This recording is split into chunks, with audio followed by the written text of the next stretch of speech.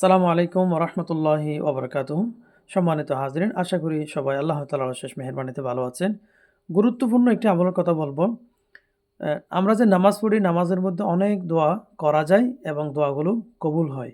তো আমরা অনেকেই জানি না, না জানার কারণে আমরা দোয়া করা থেকে বঞ্চিত হয়ে থাকি। আমরা শুধু নামাজের পরেই দোয়া করি।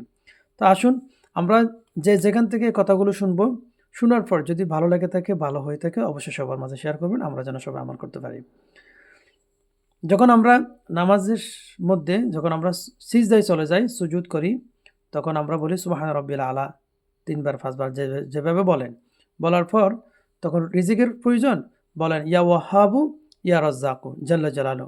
প্রথম সিজদায় এরকম বললেন, দ্বিতীয় সিজদায় আবার সুবহান রাব্বিল আলা বলার পর বিপদ আসতেছে, বিপদ দেখতেছেন, তখন আপনি বলেন লা ইলাহা ইল্লা আনতা সুবহানাকা ইন্নী কুনতু মিনাজ জালিমিন। এভাবে পড়েন।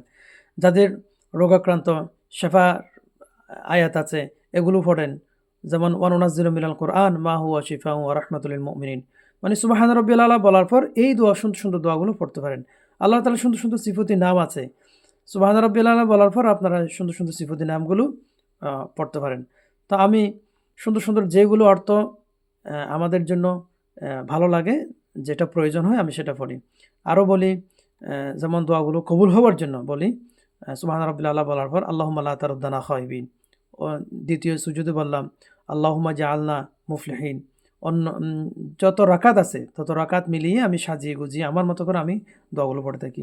আল্লাহুম্মা রযুকনা হুসনুল খাওয়াতি, এভাবে দোয়াগুলো পড়তে থাকি। তো আপনারা যার যেটা প্রয়োজন সেভাবে সাজিয়ে গুজিয়ে নামাজের ভিতরে সিজদাতে এই দোয়াগুলো আপনারা পড়বেন। ইনশাআল্লাহুল আজিজ, এই দোয়াগুলোতে আপনি বরকত পাবেন, কবুল হবে, কখনো বৃথা হবে না। নামাজের ভিতরে দোয়া করলে দোয়া কবুল হয়।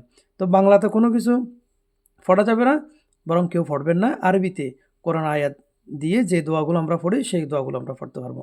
আল্লাহ তাআলা সবাইকে বুঝে শুনে চলার এবং আমল করার তৌফিক দান করুক, আমিন। আসসালামু আলাইকুম ওয়া রাহমাতুল্লাহি ওয়া বারাকাতুহু।